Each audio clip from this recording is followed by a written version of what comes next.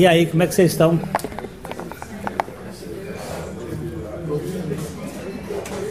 Como é que foram? Como é que foram? Só uma passagem. Hein? Saudade das aulas. Saudade de Matãos.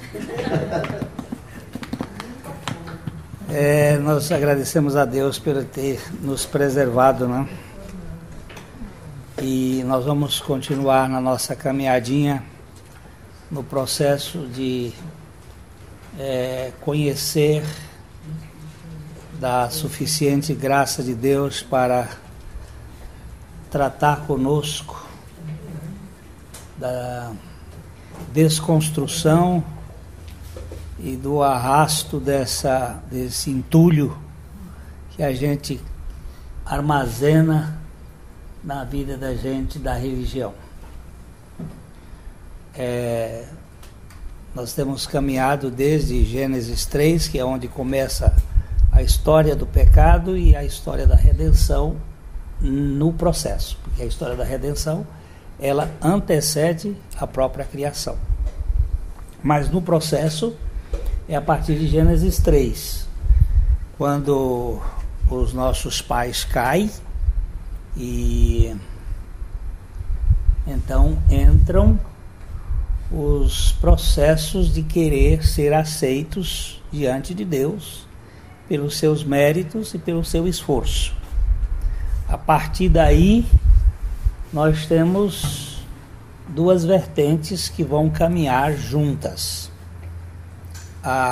Aquela de baixo para cima, que a gente tem procurado ver, que é a ascendência do homem, a busca do homem se tornar como Deus, pelos seus méritos, pelo seu esforço, pelo seu trabalho, que eu creio seja efeito do veneno da serpente. Vocês vão ser como Deus e vocês vão fazer as coisas acontecerem porque vocês vão ser aceitos nesta base. Dali foi construída toda uma linha de pensamento que invade a nossa história, a nossa raça, no processo de querer construir uma religião de aceitabilidade na base de comportamento, de justiça, de ritos, de moralidade, coisas assim. E, por outro lado, nós vemos Deus se empenhando a buscar gente, a pegar aqueles fracassados pela sua graça e cobri-los com o sacrifício.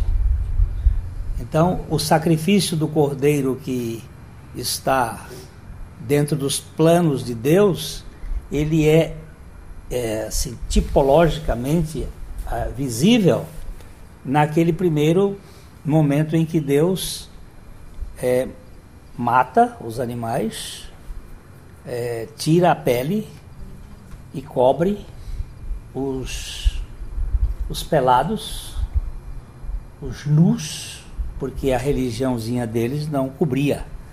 Era uma tangueta que simplesmente fingia que eles estivessem cobertos. Então ele vem e cobre e os veste, e ali nós vemos que dentro desse processo que se estabelece a diferença entre a religião e o evangelho. Fora do jardim, nós vemos o casal procriando e tendo dois filhos que tipologicamente representam a religião e o evangelho. Um é a conquista, o outro é uma dádiva. Aquilo que a gente conquista, quando a gente não recebe o aplauso que a gente acha que merece, fica emburrado, fecha o semblante e persegue o que é aceito pela graça. E você vai ver aí, isso vai correr de lá até hoje. E enquanto o Messias não estabelecer o seu reino aqui na terra, vai ser assim. religião versus evangelho. E a religião, ela dá uma condição muito boa, como disse Bill Sanders. A religião nos tira do inferno, nos tira da cadeia, mas não nos dá pousada no céu. Ela simplesmente dá uma boa conduta, uma boa moral, e a gente tem uma coisa bonita até. Agora, o evangelho não nos tira da cadeia, mas nos leva para o céu. Porque ele vai ser um contrassenso dentro dessa cultura de religião. Então nós temos procurado trabalhar aqui com o Alexandre, e a gente tem jogado essa bola de frescobol aqui, mostrando que não é uma competição. Até a gente dizer isso, mas pode parecer uma coisa assim, sem muita santidade, mas eu vejo que a fé cristã, apesar de não ser um convescote, não ser um piquenique, ela é um velejar. Você entrar num barco à vela e deixar o vento soprar, e você vai apenas controlando as correntes do vento que vai operando. Eu não vejo dentro do evangelho uma postura que eu tenho que conquistar, eu tenho que chegar lá no pódio, porque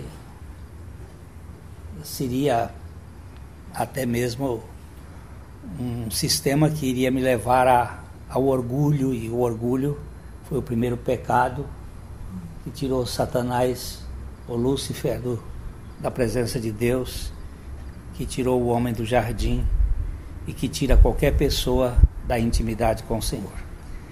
Até vou de passagem dizer o seguinte: para mim, galardão não é fruto do meu esforço, mas é fruto da dependência da graça de Deus.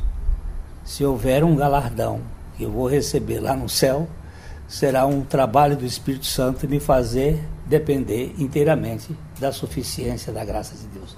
Porque caso contrário, se fosse pelos meus méritos, eu chegaria lá e ia dizer assim... A gente reproduziria o inferno da terra. Da terra, no céu. Nós iríamos pedir a Deus: olha aqui, eu não sou sargento, eu sou tenente, olha, a divisa está aqui no ombro, não aqui no lado. E isso para mim fere completamente qualquer critério que seja da graça de Deus. Não me empolga a ideia de santidade movida a suor. Me empolga a santidade movida a sangue, ao sacrifício daquele que se deu por nós e que faz toda a coisa ser diferente. Então, daí para frente, nós começamos a ver todas as histórias, a história de Caim, com a sua vertente de mérito, a história de Sete, o substituto, com o seu projeto de esvaziamento, até chegar em Noé, que é o descanso.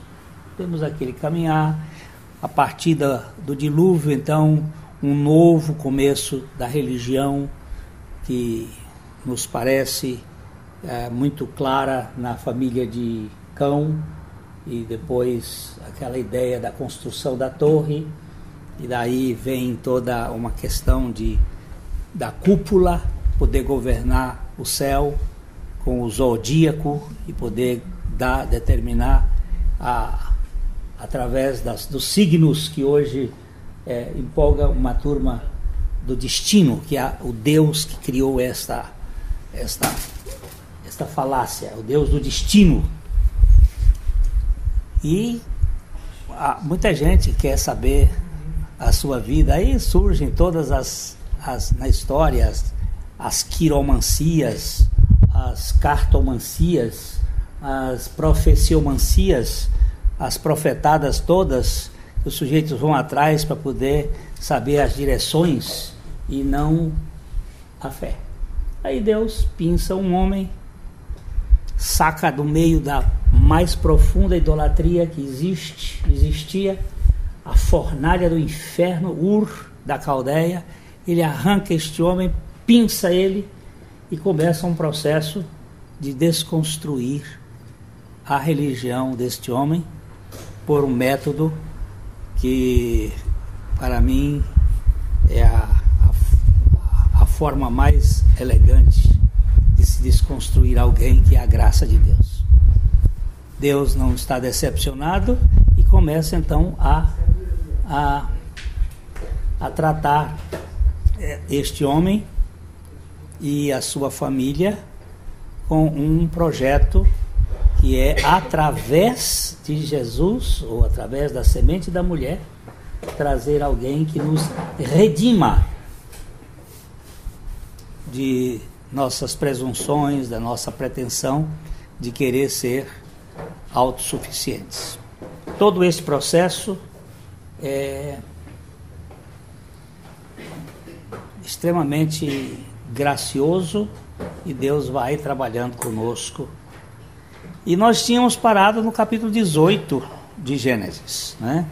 Tínhamos visto o capítulo 18, ele começa com uma aproximação de 3 seres angelicais, ou 3 seres celestes, 3 homens, 3 teofanias, 3, eu não sei como é que nós vamos dizer, mas 3 personagens que fogem ao nível da terceira dimensão, porque eles entram e saem, e esses 3, então, eles vão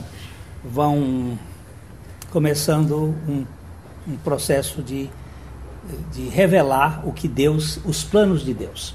Então tínhamos visto logo aí no início, Alexandre pode ler os versos o verso 1, que apareceu o Senhor a Abraão nos carvalhais de Mamre, quando ele estava assentado à entrada da tenda no maior calor do dia. Nós falamos aqui rapidinho que começa nesse fato dele estar sentado, e o fato de estar sentado no maior calor do dia. Talvez ele estivesse num período de sesta, descansando. Ele era um homem de quase 100 anos de idade, e ele estivesse ali no maior calor do dia, ninguém visita ninguém. E 3 elementos aproximam-se dele e ele toma uma espécie de susto. E até nós tínhamos falado que na vida espiritual, às vezes a coisa mais espiritual que podemos fazer é tirar uma soneca. Que Deus nos ensina muito no sono. Quando nós dormimos, Ele trabalha por nós. E pode ser uma forma da graça mostrar que quando nós entregamos o assunto na mão dele e vamos descansar, Ele começa a agir. Essa foi a primeira coisa que a gente viu. Depois nós vimos do 2 ao 8 que Abraão não teve nenhum problema para perceber que os peregrinos eram incomuns porque as pessoas que viajam no calor do dia não eram orientais. Eles não viajam no sol quente daquele jeito. Os visitantes eram anjos, ou seres angelicais, ou seres fora dessa dimensão, e então Abraão se põe a servi-los. Apesar dele ter 318 empregados, ele não se propõe a mandar fazer simplesmente. Ele chama Sara, ele se propõe, ele vai lavar os pés. É que Deus não terceiriza serviço. para a obra de Deus você não pode terceirizar, você tem que fazer a sua missão. Se você tem que lavar pé, você mesmo que vai ter que lavar o pé. E como um desses personagens aí que vem era o Senhor, nós vamos verificar, Abraão se põe no lugar certo, porque o lugar certo de servo, nesse capítulo Abraão chama este personagem de Senhor 14 vezes. É no mínimo curioso esse encontro, porque 14 é 2 vezes 7 e é porção dobrada. É muito interessante que Elias fez 7 milagres e Eliseu fez 14. Quando ele pediu porção dobrada do Espírito, Deus até nessas coisinhas ele deixa registrado fatos que são interessantes. Então, ele se propõe a servi-lo. Então, vamos ler os dos 2 ao 8, que é Abraão, depois do repouso, ele adora. Não se adora antes do repouso. Ou você adora depois que você encontra o descanso em Cristo, ou você nunca vai adorar. Porque a adoração não é uma prática de serviço de cansado. É de serviço de quem descansa. Adoração é obra de descanso na presença de Deus. É se prostrar e servir a Deus, mas porque você está descansado. Eu gosto da ideia da velha semana e da nova semana. A velha semana, 6 dias trabalharás e no 7º descansarás. A nova semana começa no descanso para depois você trabalhar. É mudança total de ponto de vista de pensamento. Uma você executa para entrar no descanso, a outra você entra no descanso para poder executar.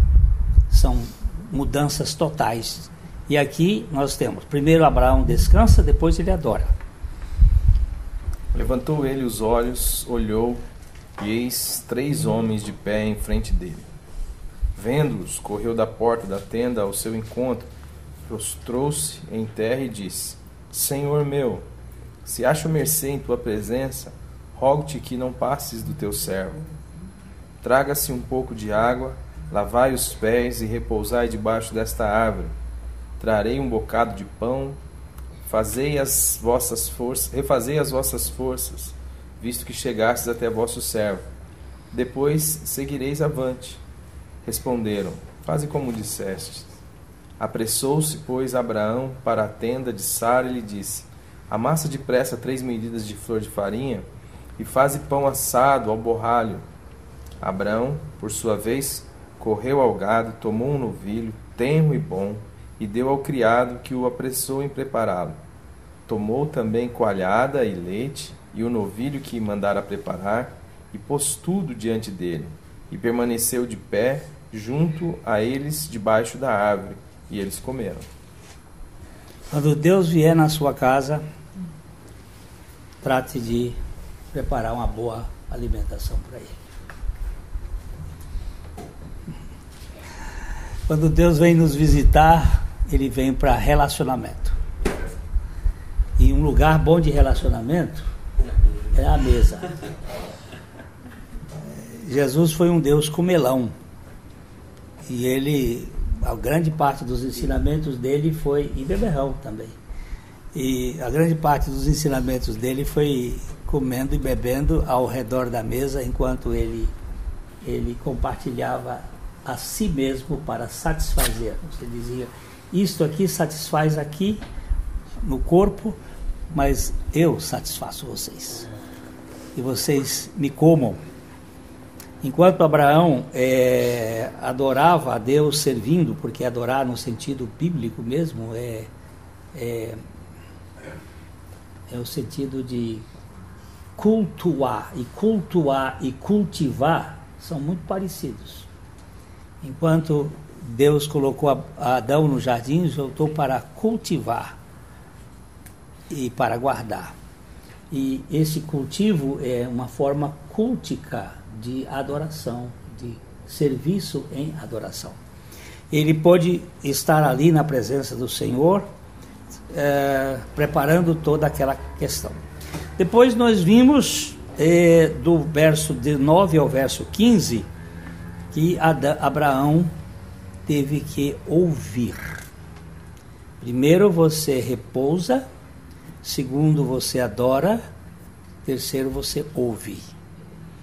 Você vai ouvir o que Deus vai falar com você. Deus não vai falar na sua agonia de espírito, enquanto você está agitado. Deus quer primeiro que você sossegue e descanse ali e ouça o que ele vai falar. Então, a partir do 9 até o 15, nós temos aí Deus falando. Então lhe perguntaram: Sara, tua mulher, onde está? Ele respondeu: está aí na tenda. Disse um deles: certamente voltarei a ti daqui 1 ano, e Sara, tua mulher, dará à luz a um filho. Sara o estava escutando à porta da tenda, atrás dele. Abraão e Sara eram já velhos, avançados em idade, e Sara já lhe havia cessado o costume das mulheres. Riu-se, pois, Sara no íntimo, dizendo consigo mesma: depois de velha, e velho também o meu senhor, terei ainda prazer? Disse o Senhor a Abraão: por que se riu Sara, dizendo: será verdade que darei ainda à luz, sendo velha? Acaso para o Senhor a coisa demasiadamente difícil? Daqui a 1 ano, neste mesmo tempo, voltarei a ti, e Sara terá um filho. Então Sara, receosa, o negou, dizendo: não me ri. Ele, porém, disse: não é assim. É certo que riste. Abraão agora precisava ouvir Deus falar que tudo que ele fez de impossível, as coisas impossíveis agora eram possíveis para Deus. Gente, enquanto você puder fazer as coisas, Deus não vai fazer. Por uma única razão: Deus não divide a sua glória com ninguém. Quando eu posso fazer, eu não conto com Deus porque eu posso fazer. Mas quando eu não posso fazer, eu posso contar com todo o poder de Deus porque Ele pode fazer. O nosso limite é a fraqueza. Quando eu sou fraco, aí é que eu sou forte. Então Deus tem que nos conquistar, Ele tem que nos derrotar nas nossas forças, para que nós cheguemos ao fim de nós mesmos. Sara não podia ter filho porque era estéril, e Abraão não podia ter filho porque era impotente. Agora, e Deus diz, daqui a 1 ano, e quando Deus fala, Ele não fala para não cumprir o que Ele fala. Daqui a 1 ano, vocês vão ter neném em casa. E isso foi motivo de uma piada que até hoje se ri, e há muita gente que duvida, porque é impossível uma velha. Deus começa fazendo as perguntas que não tem nada a ver com onisciência, porque Ele não precisa. Ele fez 3 perguntas no livro de Gênesis: Adão, onde estás? Caim, cadê teu irmão? E Sara, onde é que ela está? Cadê você? E ela estava de trás da cortina, atrás da porta, escutando. Mulher muito bisbilhoteira. E ela estava ali escutando, mas ela não estava simplesmente... Ela estava ali escutando, mas escutando de segunda mão. Mas que piada é esta? E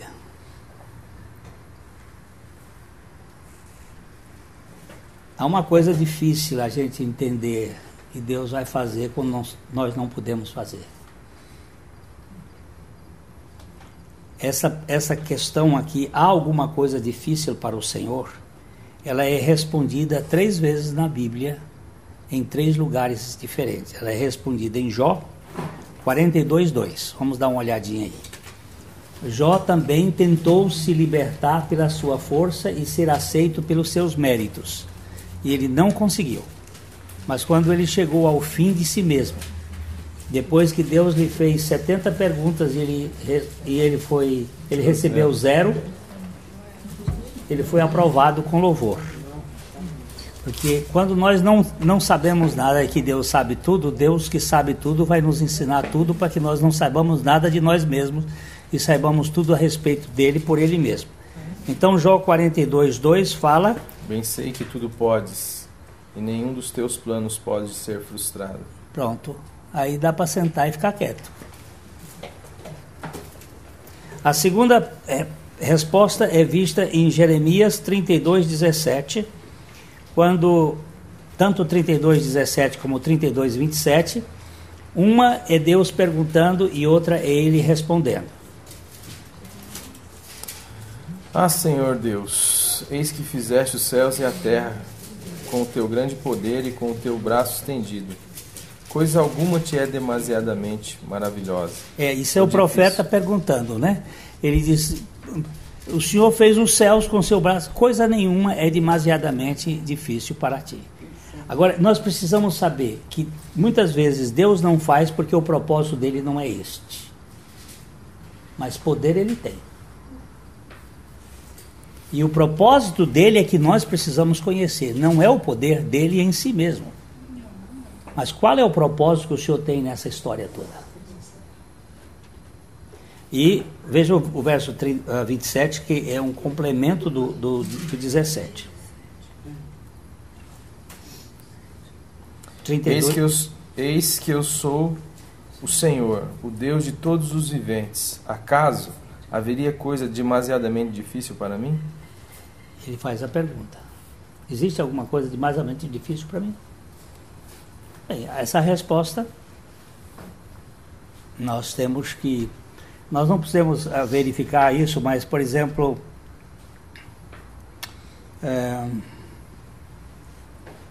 às vezes a gente quer dar: ah, Deus, eu não sei se o Senhor pode.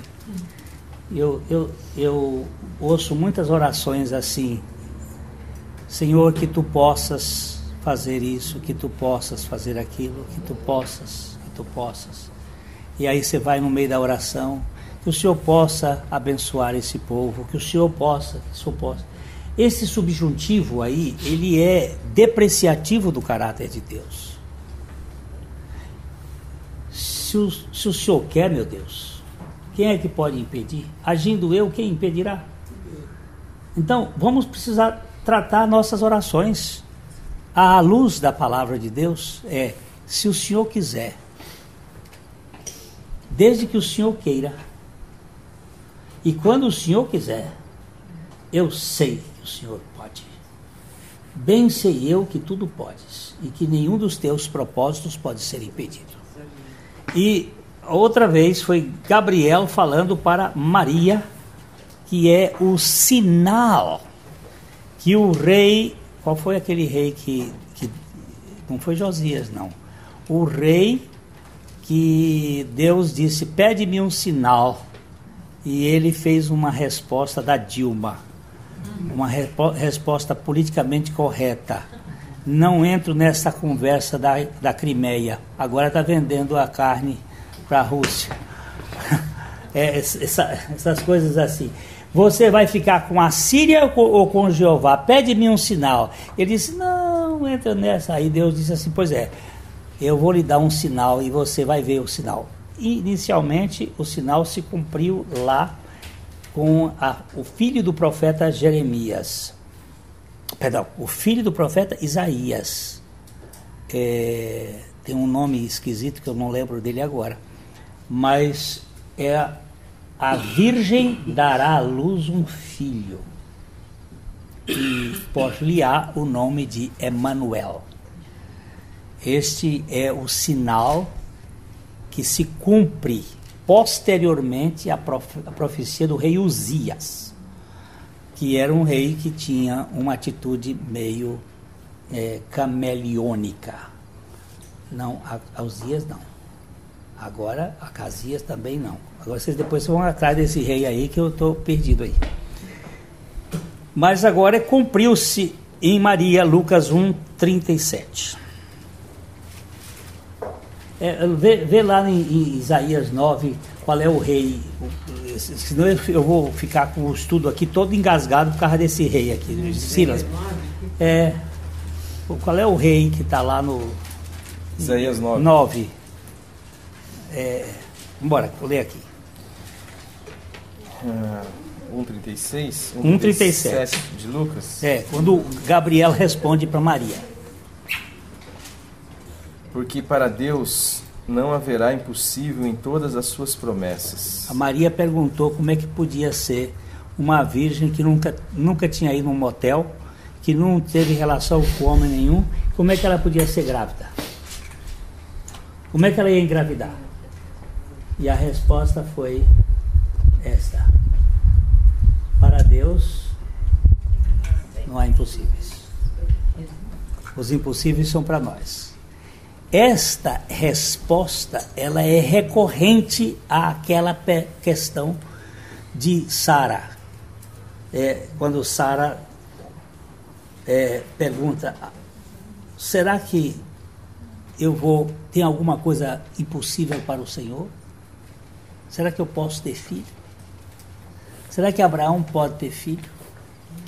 Será que Deus, desde que seja o propósito de Deus, vai acontecer? Agora, queridos, nós começamos, isso tudo é recapitulação. Agora, nós estamos entrando aqui no 16, a partir do 16, 18, 16 em diante, mas nós vamos ler os versos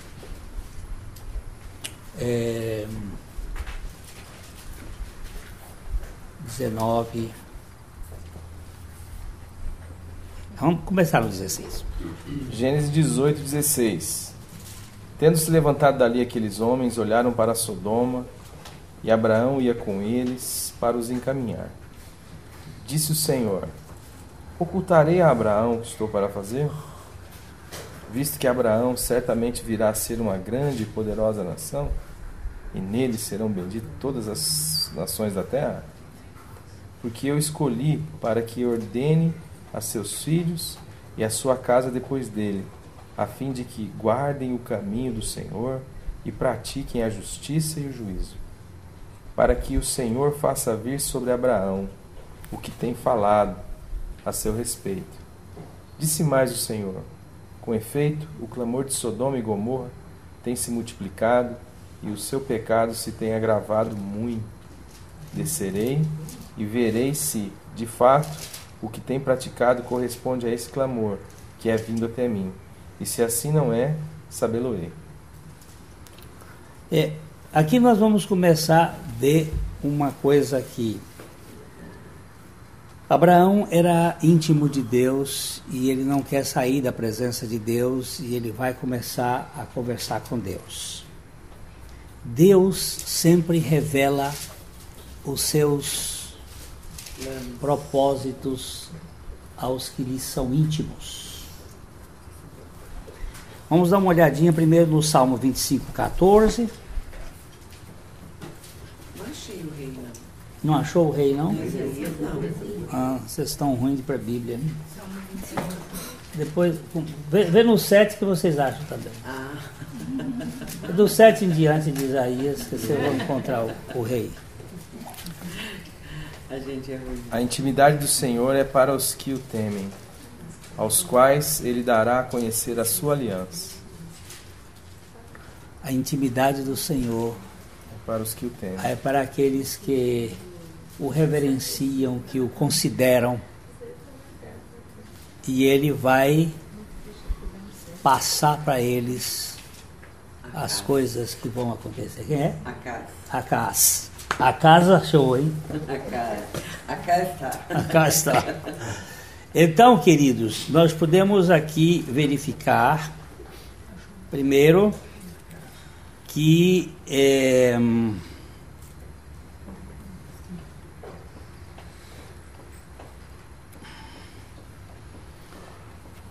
primeiro o seguinte: então partiram dali aqueles homens e foram para Sodoma.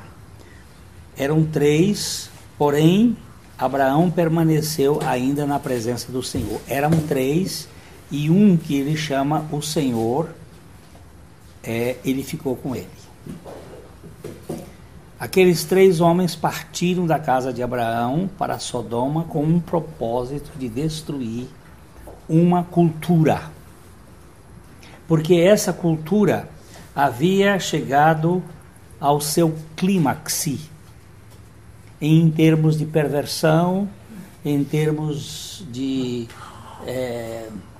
situação social, de aviltamento da personalidade. E Deus, então, chegou um clamor diante dele.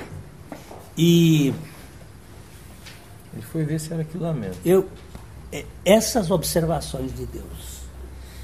Há vários lugares em que Deus desce para investigar.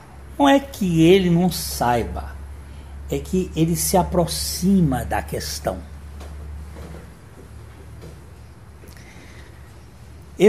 Essa forma da Bíblia mostrar o interesse dele pela realidade, para não haver injustiça, nem haver a forma de Deus agir por sua misericórdia. Ele vem ele mesmo. Você vai encontrar isso, por exemplo, quando eles estavam construindo a torre, né? Diz que desceu o Senhor lá no Zigorate, ele desceu para examinar a questão. Ele não mandou nenhum anjo, não. Ele veio ele mesmo. E aqui é ele que está vindo. Nessa teofania ou cristofania, que é Jesus se manifestando antes da encarnação, porque esse título não pode ser dado a outra pessoa senão a ele, o Senhor, Javé, ele vem se interessar o que está acontecendo aqui. O que está acontecendo aqui nessa cidade de Sodoma, nessa região de Gomorra. E Abraão ficou na presença do Senhor e, aproximando-se a ele, disse: Abraão faz uma pergunta: destruirás o justo com o ímpio? O senhor tem coragem de fazer um negócio desse? Eu queria que nós víssemos 2 textos bíblicos antes da gente andar um pouquinho mais, porque as intercessões, elas sempre partem de questionamentos. Nós temos o direito de nos colocar diante de Deus e conversar com Deus sem esses pudores. Não, Senhor, eu queria saber, o senhor vai melar esse negócio aqui, o justo com o ímpio? Vamos ver Provérbios 17:15, antes da gente dar uma olhadinha.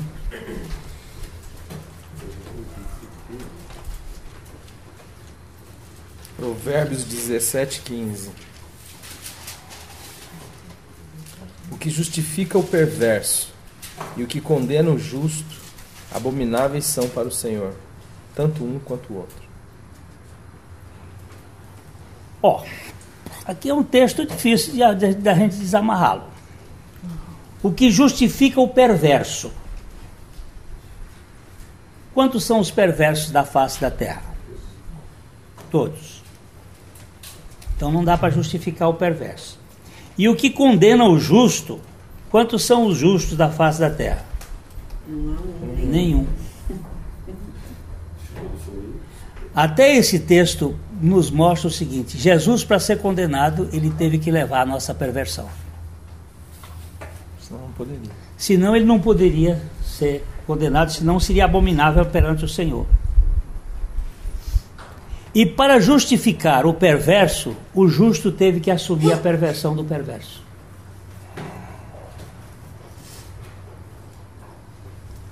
Porque não se pode justificar o perverso sem que o perverso morra.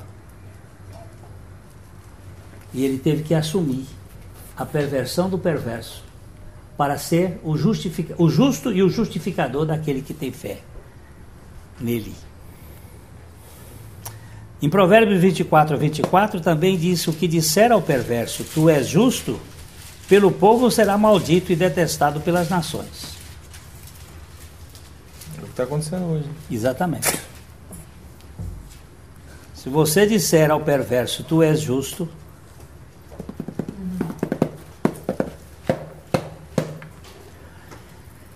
ok, ao aproximar-se dele, destruirás o justo com o ímpio? Aí a resposta. E se houver porventura 50 justos na cidade, destruirás ainda assim e não pouparás o lugar por amor dos 50 justos que nela se encontram? Aí Abraão começa a fazer conta.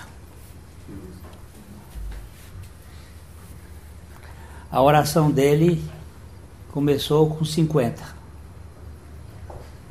Alguém disse que Abraão usou um múltiplo de 5 vezes 10, 5, 50. 5 é o número da graça e 10 é o número da administração divina. Ele disse assim, eu vou chamar Deus aqui nesse número e vamos ver. Se ele pegar, nós vamos... O Senhor destrói essa cidade com esse povo, com 50. E aí, vamos embora, Alexandre. Vai, começa aí, lendo aí. Até longe de ti o fazeres tal coisa, matares o justo com o ímpio, como se o justo fosse igual ao ímpio. Longe de ti. Não fará justiça o juiz de toda a terra? Ele está discutindo com Deus, batendo um longo, fazendo argumentações aqui causídicas de advogado. Está tentando engambelar, né? Tentando. Então disse o Senhor, se eu achar em Sodoma 50 justos dentro da cidade, pouparei a cidade toda por amor deles. Disse mais Abraão, mas eis que me atrevo a falar ao Senhor, eu que sou pó e cinza, na hipótese de faltarem 5 para 50 justos, destruirá por isso toda a cidade? Ele respondeu, não a destruirei, se eu ali 45 justos achar. Disse-lhe ainda mais Abraão, e se porventura houver ali 40? Respondeu, não o farei por amor dos 40. Insistiu, não se ire o Senhor, falarei ainda. Se houver porventura ali 30? Respondeu o Senhor, não farei se encontrar ali 30. Continuou Abraão, eis que me atrevi a falar ao Senhor, se porventura houver ali 20? Respondeu o Senhor, não a destruirei por amor dos 20. Disse ainda Abraão, não se ire o Senhor, se lhe falo somente mais esta vez. Se porventura houver ali 10, respondeu o Senhor, não a destruirei por amor dos 10. Tendo cessado de falar a Abraão, retirou-se o Senhor, e Abraão voltou para o seu lugar. Por que ele parou em 10, hein? Por que ele foi baixando de 10 em 10? Não, ele começou de 5. Ele primeiro de 50, ele passou para 45. 45, depois para 40, depois para 30, depois para 20. Tem algum sentido. Diz um esses caras que gostam de números, diz assim, que ele primeiro tirou a graça, 5. Depois ele repetiu a lei o tempo todo e ficou na lei o tempo todo, ele foi na justiça o tempo todo, ele não foi para a graça em nenhum momento. E Deus só tirou aqueles que estavam lá por causa da sua misericórdia e graça, que vai ser no capítulo 19, ele usou a misericórdia e a graça para tirar de lá. Ele disse, se ele tivesse ficado dizendo, Senhor, só por um, o Senhor disse, é por um só que eu tiro, eu não vou tirar por 50 nem por nada, você ficou em cima da lei. Você tirou a graça no 5 e depois ficou em cima da lei, repetindo a lei, como se a lei pudesse... Esses são as pessoas que gostam de verificar. Eu acho que deve ter alguma lógica nesse assunto. Deve ter alguma lógica. O fato é o seguinte, é que nós queremos que Deus nos livre, não pela bondade dele, mas pelo que nós merecemos. É esse o nosso argumento. A impressão que dá que chegou uma hora que ele falou assim, a minha cara de pau não vai a tanto. Não... pode ser. Pode ser. Ok. Alexandre, continua que eu já cansei.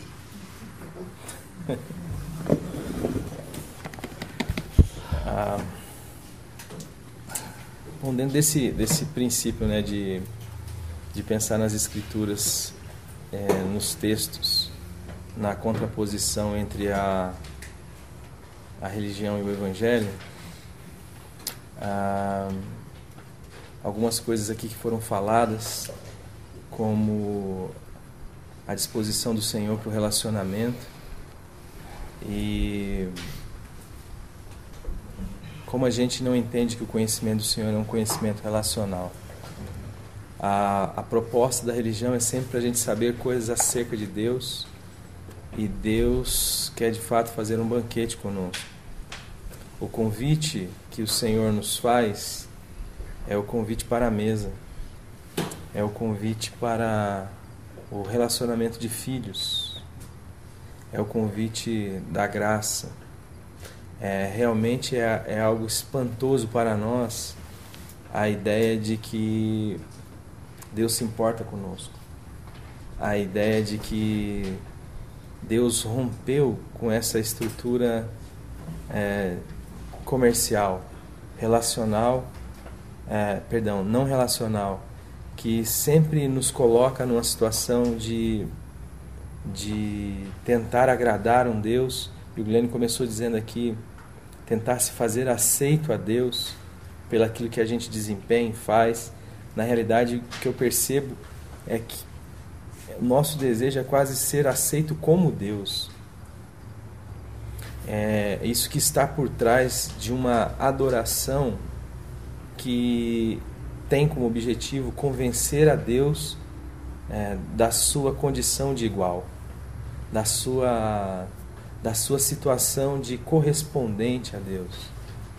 Quando a gente entra pelo caminho da religião, e por isso que o caminho da religião ele é tão perverso, a ideia de conciliar o Evangelho de Jesus Cristo com a estrutura religiosa pagã. O Glenn começou falando desde lá de Abraão, lá de Ur dos Caldeus, e essa estrutura vem permeando todo o pensamento e toda a cultura.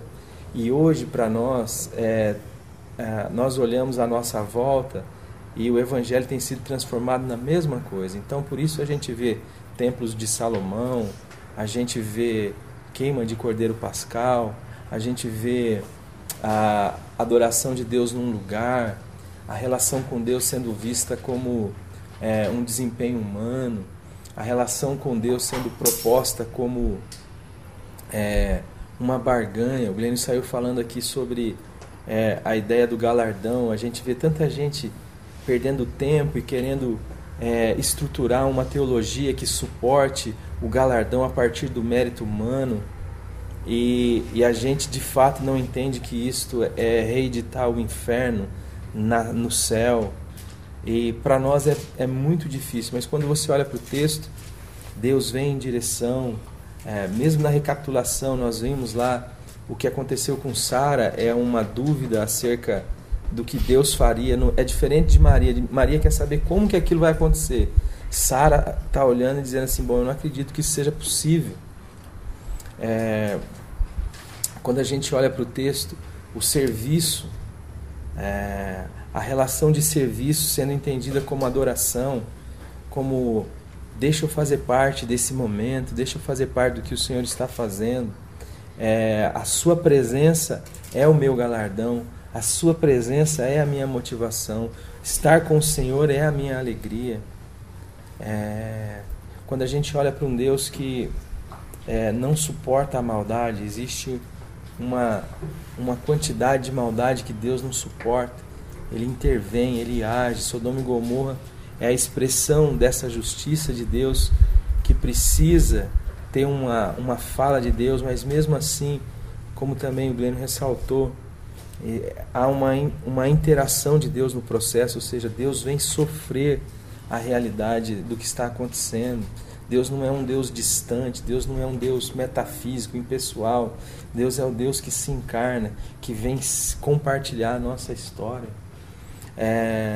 Deus a religião ela tem uma estrutura que usa de Deus para evitar o sofrimento. Ela não quer um Deus que sofra com ela quer um Deus que a impeça de sofrer, porque a ideia relacional não passa pela religião. E nós queremos formatar Deus dentro de uma caixinha, dentro de uma estrutura legal, dentro de um cubículo da religião. E aí nós então adoramos muitas vezes um ídolo. A proposta é sempre a proposta do convencimento. É um Deus que não está atento às nossas necessidades. É um Deus que não sabe as nossas necessidades e que por isso eu preciso ver caminhar pisando em ovos, não com intrepidez, não aquilo que a palavra de Deus vai nos ensinar, entrando com ousadia na presença do Senhor, tendo em vista o sacrifício de Jesus, a nossa justificação, a nossa condição de entrar diante de Deus com a intrepidez de um filho que busca um pai, está pautada simplesmente no sacrifício do Cordeiro, mais nada. Falar disso hoje em dia é um absurdo. Então você coloca as intercessões, você coloca os degraus, você coloca as promessas, você coloca o que você puder, os pastores, os templos, tudo com aquilo que está entre você e Deus, e para você chegar lá você precisa dessas etapas. Então a gente se apresenta dentro dele desconfiado. Se eu falar 50, por que eu não falo 60? Por que eu não falo 30? Ai meu Deus, se eu falar de novo, é 50, é 45, é 40, é 30, eu vou tentando, porque é um Deus que cabe dentro da nossa cabeça. Cabe dentro da minha cabeça. E eu que na realidade preciso me portar direito. Eu não posso entrar pelado de repente. Tem um jeito de entrar, tem um jeito de falar, tem um lugar de invocar, tem uma maneira de dizer. E tudo isso é a estrutura que a religião foi criando, enfiando na nossa cabeça. E a gente não consegue olhar para um Deus que, para mim, aqui eu vou lendo o texto e eu vejo um humor. Porque se é eu, rapaz, é 50, é 45, é 40. E ele fala, não destruo. Não destruo também, não. Não, também não destruo. Não, também não vou destruir. Não. Então, ou seja, toda esta ideia da religião que está construída na nossa cabeça nos impede de experimentar um Deus gracioso, que vai para além daquilo que pedimos também, ou do que pensamos. Deus poupa o sobrinho. A gente vai ver isso no capítulo que vem, mas nós já sabemos que Deus se desdobra para poder tirar. Os seus anjos vão lá, sofrem os bullying, estão querendo bulinar nos tentativa de bulinação, mas não desiste. E outra coisa que o texto fala, quando ele diz assim: eu vou deixar de falar para Abraão o que eu estou prestes a fazer, tendo em vista que ele vai ser pai de nações, que ele vai ordenar os seus. Por que Deus fala com tanta convicção disso? Por que o Senhor fala com tanta convicção? Porque é o Senhor quem prometeu, é o Senhor quem falou, é o Senhor quem empenhou a sua palavra. E quem sustenta, então, o nosso... Não encontro outra palavra.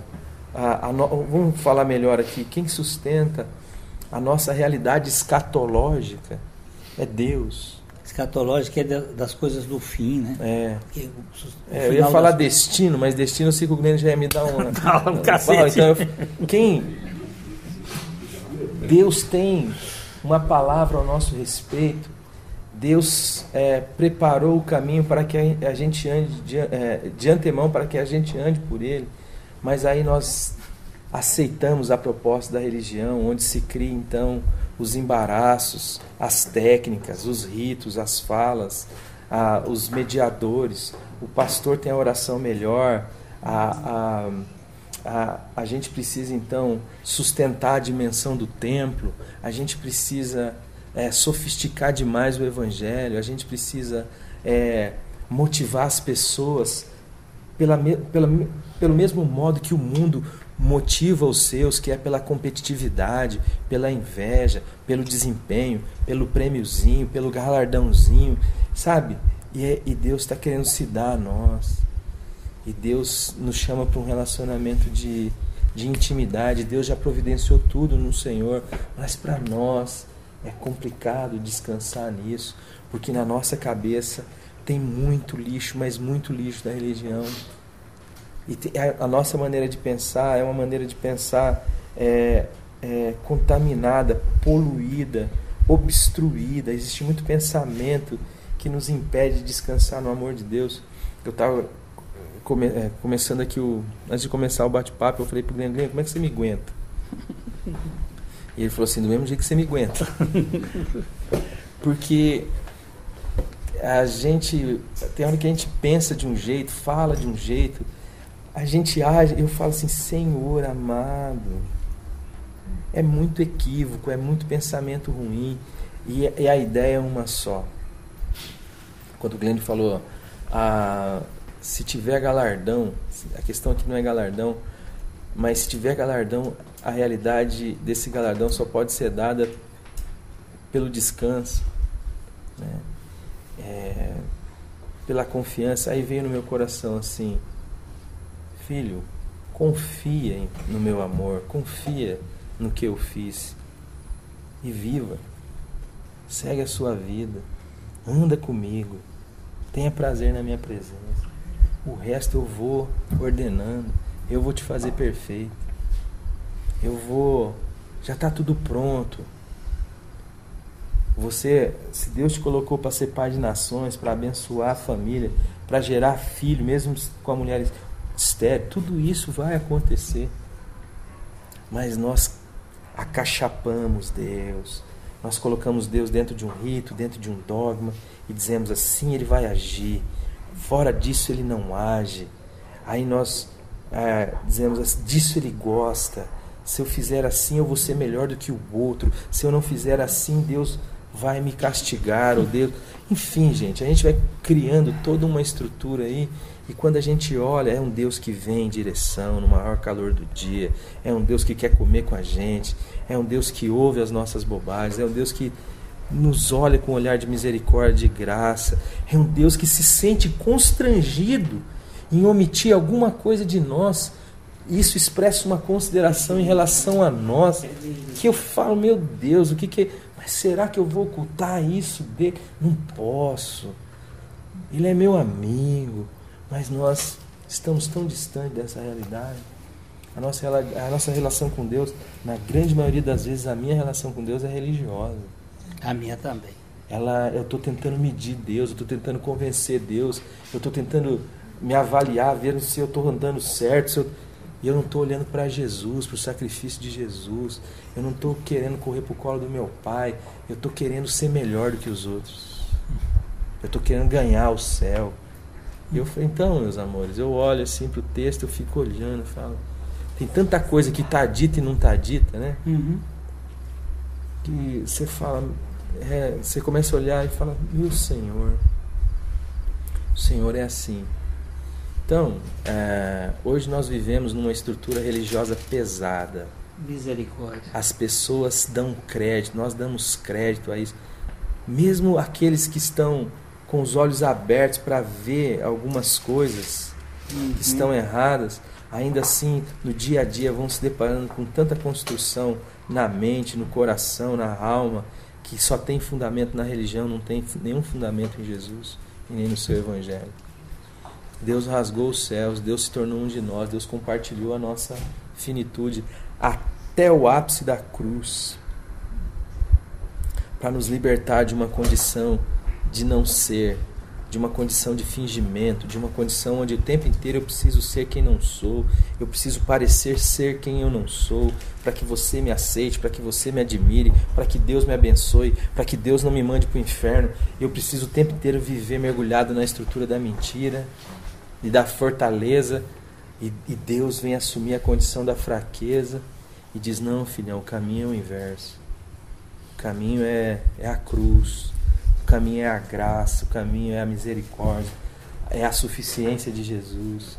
Mas quando você fala disso, mas se falar assim, o fulano vai pecar, meu irmão, vai andar com Deus para você ver, vai andar com Deus para você ver quanto o pecado vai ser algo indigesto na sua vida. Persona não grata, é o clamor, é aquilo que Paulo vai dizer assim, eu sei que em mim está na minha carne, não habita bem algum, mas ele diz assim, que segundo o homem interior eu tenho prazer na lei de Deus, na vontade de Deus. eu não consigo muitas vezes fazer o bem. Mas uma coisa eu sei, eu tenho prazer nesse troço. Isso aí é alguém que teve o seu coração transformado. Nós tiramos isso da relação do Evangelho. Nós enchemos as nossas igrejas. Eu estava conversando com o Silas ali. O templo, ele é pesado sustentar.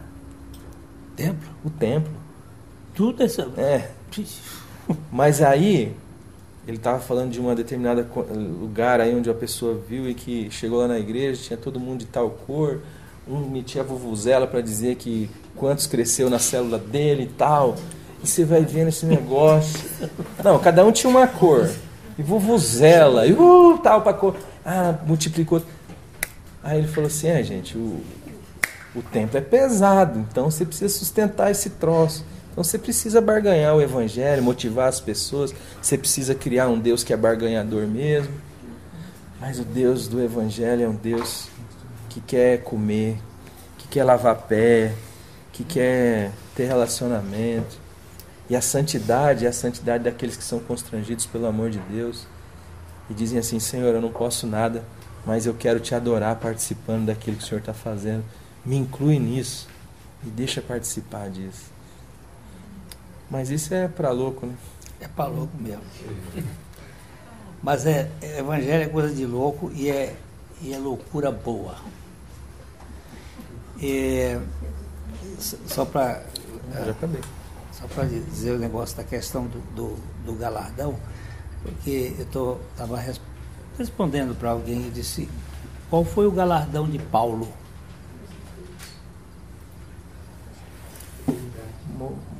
Não. Qual foi que tamanho é o galardão de Paulo? A pessoa estava falando que ele disse que trabalhou muito mais do que todos os outros, mas não foi ele que trabalhou, foi a graça. Qual foi o galardão dele? Isso aí é para manter o povo encabrestado. Gente, isso é adoecedor. O galardão é você viver na dependência daquele que pode todas as coisas. Essa é a confiança do descanso. E isso que Alexandre falou aqui é muito importante. Deus dizendo assim, será que eu vou ocultar o que estou prestes a fazer para o meu amigo?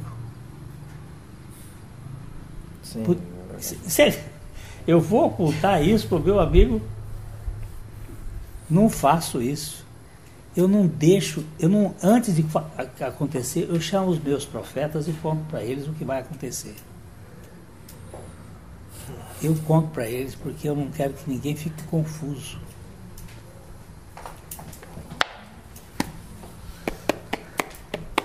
Falar nisso, ele está chegando, viu?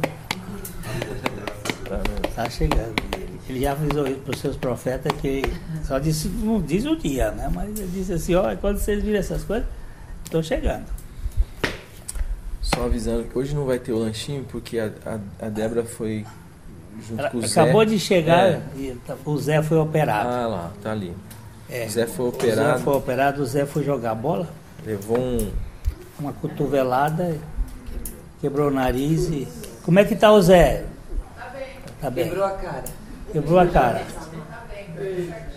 O cirurgião dele tá ali, ó. Fez a cirurgia, doutor Itamar, que operou. Tá bem? O nariz ficou bom? Você fez melhor do que ele estava ou não? Então, gente, o Zé quebrou o nariz numa cotovelada. Você pode quebrar a vida numa religião, mas você pode ter não só o nariz orientado, mas a vida toda no Evangelho, quando você descansar na suficiência de Jesus Cristo por você. Ok? Se o Senhor assim permitir, na semana que vem nós vamos continuar nessa caminhadinha aí e vamos ver como é que Deus liberta a gente dessa cultura de aprisionamento. Como é que a gente fica aprisionado e como é que a gente sai de lá. Deus tem todo um processo para nos tirar. Quando a gente vai para Sodoma e chega lá e se envolve, e como Deus nos tira de Sodoma pela sua graça. Até a próxima semana, quando o Senhor permitir que nós estejamos juntos.